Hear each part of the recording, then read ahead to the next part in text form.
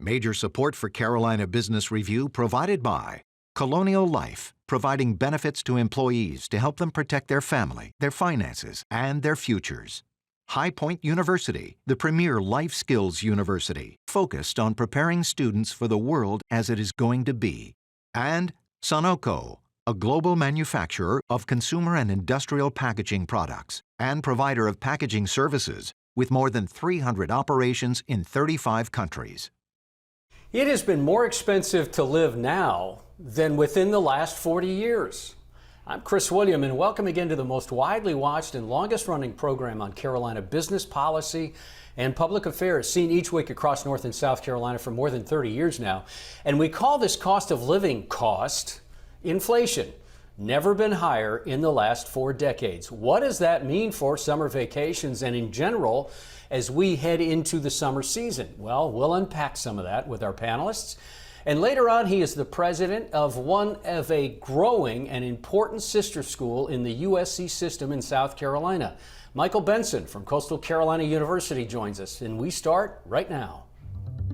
Gratefully acknowledging support by Martin Marietta, a leading provider of natural resource-based building materials, providing the foundation upon which our communities improve and grow. Blue Cross Blue Shield of South Carolina, an independent licensee of the Blue Cross and Blue Shield Association. Visit us at southcarolinablues.com. The Duke Endowment, a private foundation enriching communities in the Carolinas through higher education, healthcare, rural churches, and children's services. On this edition of Carolina Business Review, Thom Ruhe of the NC Idea Foundation, Andy Shain from the Post and Courier, and special guest Michael T. Benson, president of Coastal Carolina University.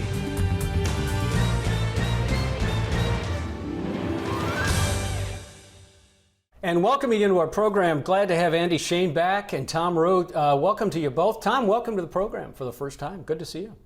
Thank you. It's great to be here. We're going to start with you for better or for worse, sir. So, Thom, a couple weeks ago, we did highlight that in North Carolina, Secretary of State Elaine Marshall's office released a pretty astounding number. There was 40+% new businesses created year over year, 21-20. That's a pretty big number. A couple of questions. Is that, I hate to say it this way, is that legit? And number two, is that a net number, and how do you feel about it? Well, on the legitimacy part of that, I'm just going to assume it is if she's reporting on it. They have the records of the new firm formation filing, so I'm going to take that as absolutely legit. And yeah, it's a very impressive number. But that's only the tip of the iceberg, because that's the 4th consecutive year where we've beaten the previous year record. So if you look at the meat of the press release that they put out recently around that, it's actually over the last 4 years, we've had 499,100 new startups in the state of North Carolina. So nearly 500,000 new startups. And that's an incredible number.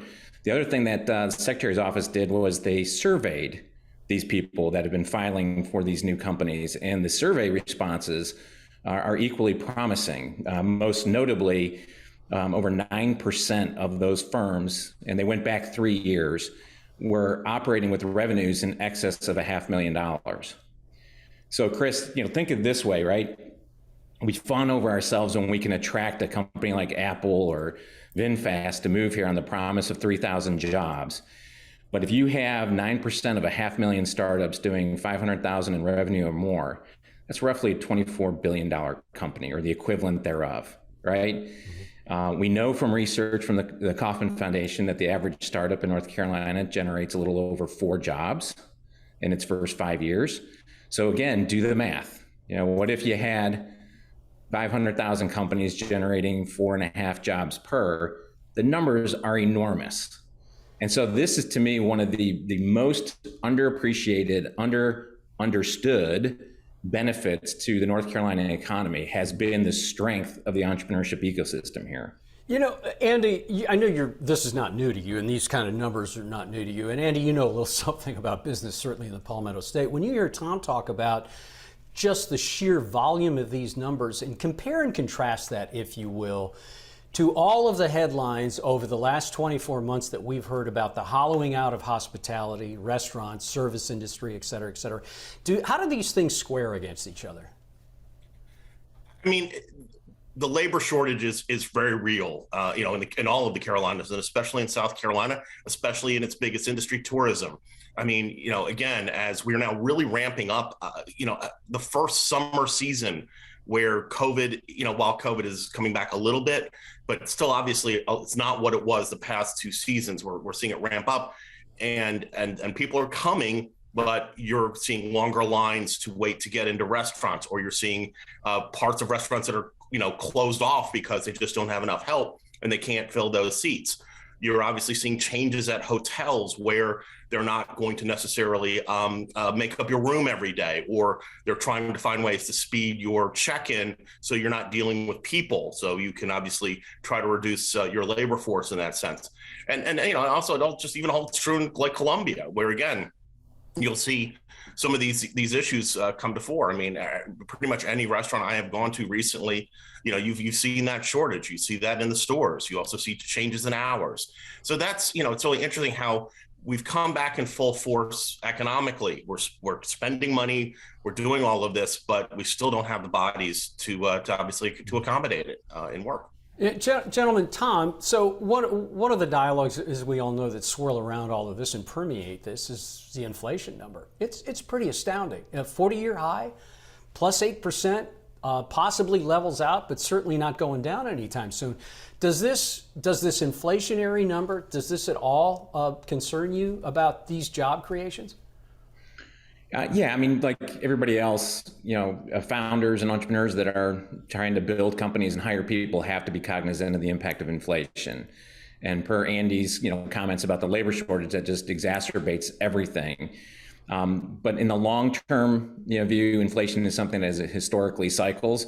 So I'm not overly concerned with it, as I see it as a temporary, situation that they have to accommodate. It's mostly an impact to the entrepreneurial ecosystem around raw goods. And if you're out there in the supply chain, trying to buy and acquire, and timing, all of these things factor, time to market. We've seen the companies that we have funded struggling with things like that and longer lead times. But I'm hopeful, like I said, that it's going to be a temporary situation, and even if it isn't, entrepreneurs will adapt and overcome, and they'll figure out a new way to get around it. Well, and if I can jump in, Thom, I mean, you're bringing up a great issue also about the supply chain. Again, you go to the grocery stores, you go to the big box stores, you just try to really order anything for your business, and more than likely it's going to take either it's not available or it's going to take twice as long to get what you need. Inflation has never been more apparent than it has been in housing, and certainly that is writ large in the Carolinas. I mean, we've had this, as you both know, we've had this in-migration wind at our back for a while now, but add on to that just housing nationally. Thom, start with you. The idea that housing is going like this and the economy may be leveling off or maybe even recessionary soon, is that a concern? It always is, especially, here in the Triangle area of North Carolina with the influx of, very large marquee brand companies moving here. They have to, worry about housing, which is already in short supply. I think one part of the housing shortage story that's not getting covered as well as it could is how much of this is being exacerbated by the involvement of hedge funds. So I don't know if anybody's been paying attention, but hedge funds have been buying billions of dollars of single family homes. You're hearing this every day when they do that ubiquitous camera shot of the poor couple who offered a price $10,000 over asking, and they lost out to an all cash offer. I got news for you. All these all cash offers are not coming from a mid-30s couple that saved their pennies over the last 10 years. And so they're banking, on the housing market to continue to be a great cash cow.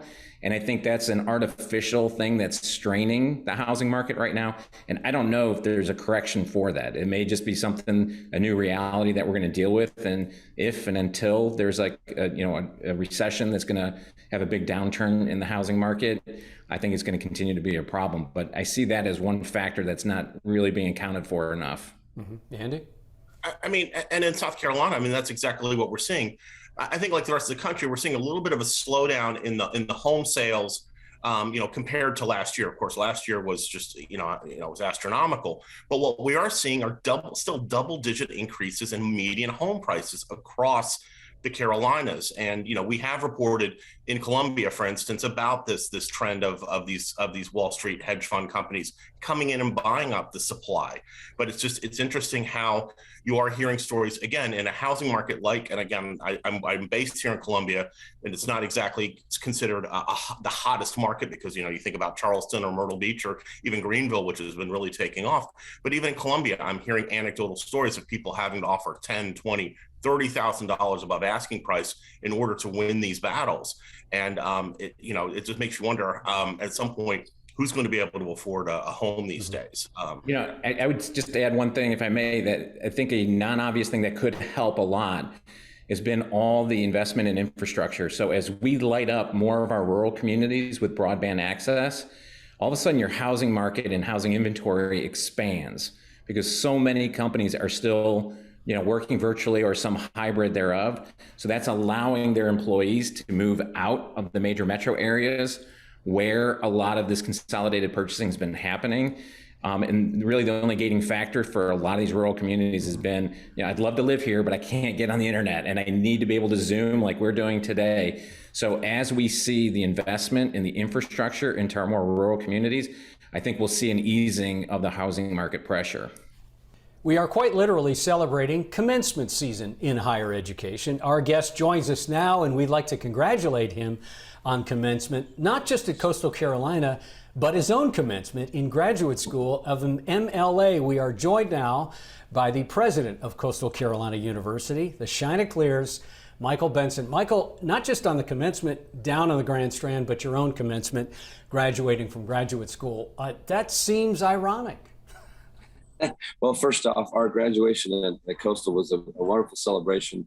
Vanessa Weiss, who's a native of Conway, head of the NASA Johnson Space Center down in Houston, was our speaker. And I'm happy to say that it was the first honorary degree she's received from her hometown. So not only did she speak, she got key to the city. And Saturday was named Vanessa Weiss Day. And it was really a high water mark for the entire year. Last night, I graduated from Johns Hopkins University. About every 10 years or so, I go back to school. I did it at Notre Dame and did all the classes I avoided as an undergrad, like finance and accounting, statistics.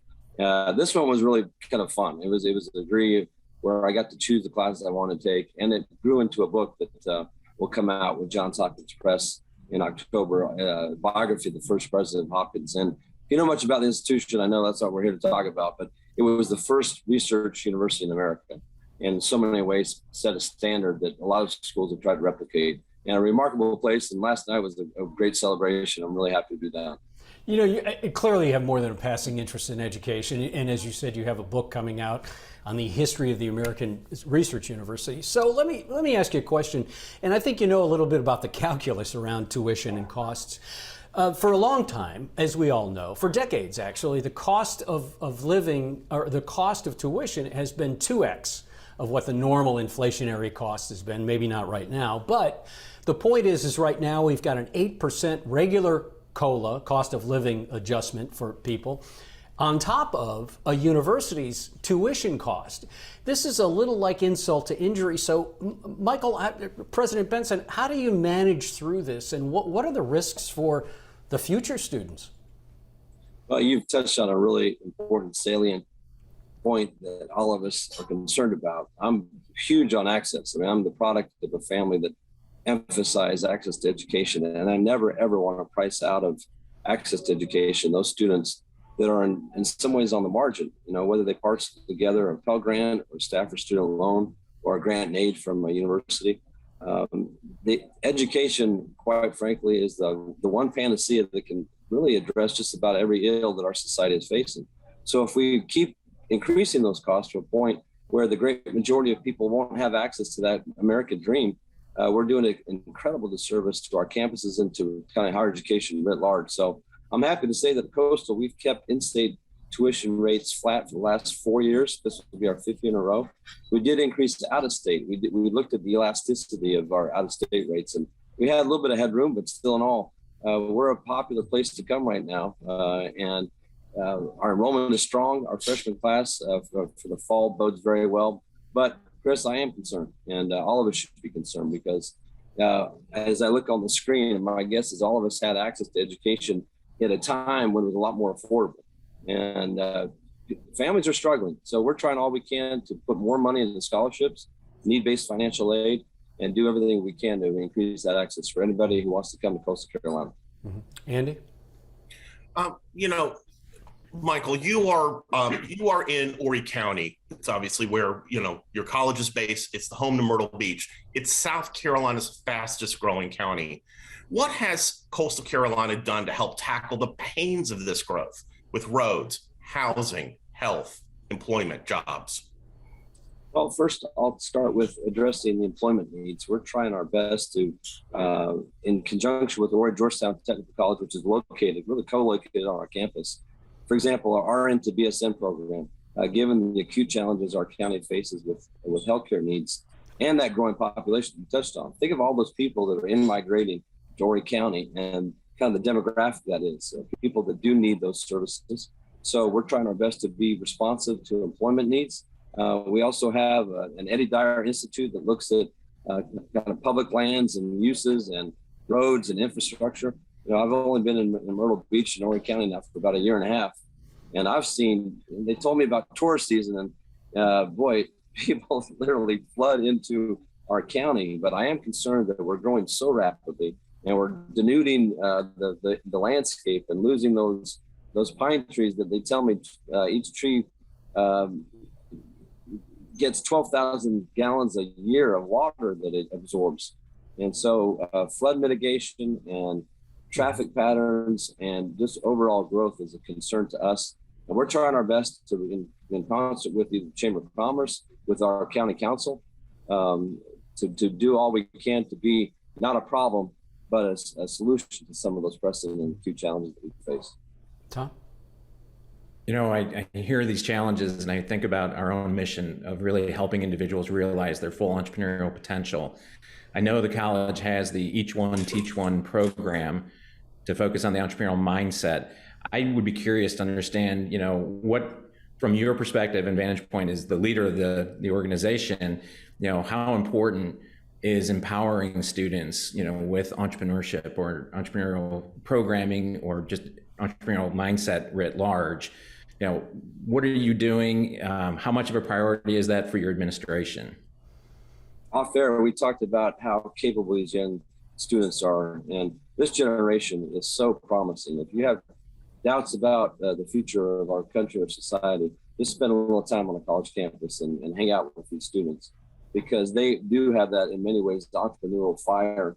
We have various programs, whether it's the Wall Fellows, you talked about Each One, Teach One, but whatever we can do to put students in a position to find that spark, to find that passion they have.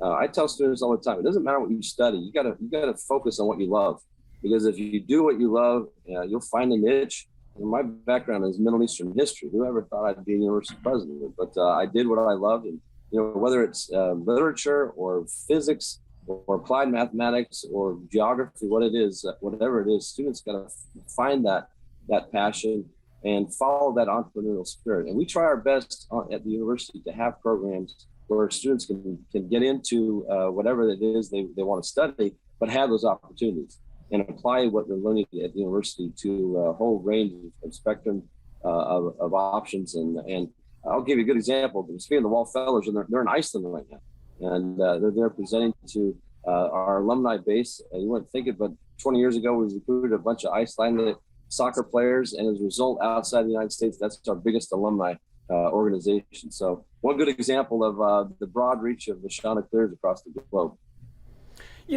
President Benson, this whole idea that Coastal Carolina is now becoming more prominent, not just on the Grand Strand, but the idea that it's been, and forgive me for saying it this way, but for decades it's been kind of the sleepy sister of the USC system. But now, not that there hasn't been a lot of work done, but now CCU, Coastal, the Chanticleers, are becoming much more prominent as a research school. Who would have thought that it would have been described as a research school before? But not just in sports and academics, but now, as Shain just said, one of the hottest growing markets in the country. So What's the arc for the school? What are the challenges, and where do you see the school in 10 or 20 years?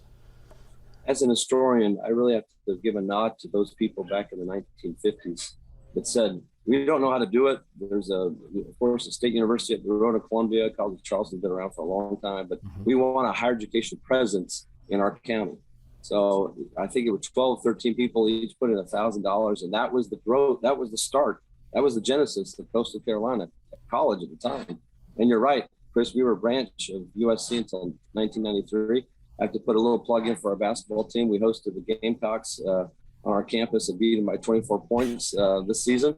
And it was a great moment because it was like little brother had arrived. And yes, sports are important, and I love athletics as much as anybody. But at day's end, we're a university, and our job is to educate these students. Now, sports have provided, in many ways, the vehicle whereby people have learned about the university, whether it was the COVID year of our football team having a remarkable season, the success of our track and field program right now, our national championship of baseball.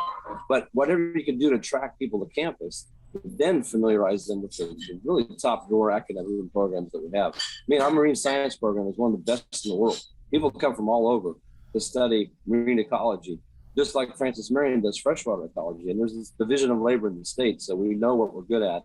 But we're getting better and better in those programs we've chosen to focus on. And our reputation, exactly right, is spreading. Thom? I think about all the economic activity that could be coming out of the university there, and my observation, having done a lot of this type of ecosystem work across the country and around the world, is that some colleges are great, for the students primarily, but they're ostensibly a walled garden, when it comes to the rest of the community. And it's rare that you see holes punched through the walls so that there can be, direct interaction with, communities. And again, from my vantage point of entrepreneurship, I'm curious to hear what you see your role is involving the community, the engagement with the community, having student experiences where they can go out and get their hands dirty, with local businesses and working with entrepreneurs, or maybe even civic engagement, could be government engagement and activism. Just to hear a little bit about your philosophy and where you would like to see, Coastal Carolina University become as a asset to the community writ large. Let me start with a specific example, Thom, if I can. Don Leonard, who's a Wake Forest graduate, a local developer, has endowed a program called the Leonard Service Scholars. This was our first crop of graduates, that 50 service hours per semester, and there's scholarship money is available. Thanks to Don and his family. A program that he started is alma mater at Wake Forest, but it's that idea of getting students off of campus and into the community and to serve. And if you look at our geographic setting there, we're in between 501 on one side and 544. And 544 is kind of what I call the athletic gateway. Football stadiums there, baseball. 501, where all those cars come down to the beach. I want to use that as our artistic gateway. And one thing we're lacking in Horry County is a center for the arts. And when people move here and they want those accoutrements that they had in the previous community, we don't have a performing arts center with 2,000 seats that can host those traveling exhibitions and shows to get people on the campus. Because my belief is once you get them on campus, they meet our students, they see our facilities, they'll want to come for a lecture. Maybe they'll do an elder hostel class. Maybe they'll pursue a certificate program. So that, and I'll end with this, the penny sales tax is up for renewal. And as you know, that's a huge boon for our county. For our school district, they get the lion's share of the money, but Horry, Georgetown Tech, and Coastal Carolina are also beneficiaries of those funds. And so we're trying our best to be a great team player. I really like your metaphor, Thom, of punching the wall through that castle. They use the phrase the ivory tower, and we got to get down from that tower and out to our community and make a difference and apply what our students are learning and making a difference in our community. Andy, we have about 2 minutes left. Okay. Michael, real quick, the school just received its largest single donation ever, $10 million from the Conway Medical Center for a new health and human performance college. You just broke ground on a $30 million library. You have plans for a $15 million indoor football facility. Talk a little bit about, what that means for the university to have that kind of facility growth. And you mentioned Performing Arts Center. What else is next? In about a minute, President Benson. Real quickly, the penny sales tax is key to a lot of those projects, but the indoor facility is all privately funded. our thanks to Conway Medical for endowing our new College of Health and Human Performance. We've had kind of a hiatus there during COVID, and to now see those cones and the cranes on campus, I think it signals that we're growing, we want to move, and there'll be more projects you hear about in the future, but we're really excited about the Center for the Arts, so stay tuned about that. So it sounds like it's fair to say that the stock, if you will, of CCU is rising. Is that a fair assessment? If I were in the market, Chris, I'd buy now. We're a stock on the rise, so thank you. President Benson, thank you for joining us. Again, congratulations on your own personal commencement, graduating from graduate school, but also stepping into a very vibrant and important community here in the Carolinas. Best of luck going forward. My pleasure. Thank you all for having me. I really appreciate it. Safe travels. Thom, good to have you on the program. Please come back. I hope we didn't scare you off.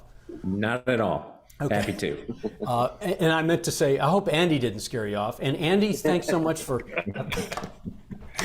I try not to be too scary. Thank you. And Andy, we always appreciate your participation. Thanks for watching our program. If you have any questions or comments, carolinabusinessreview.org. Until next week, happy summer. Be careful. Good night.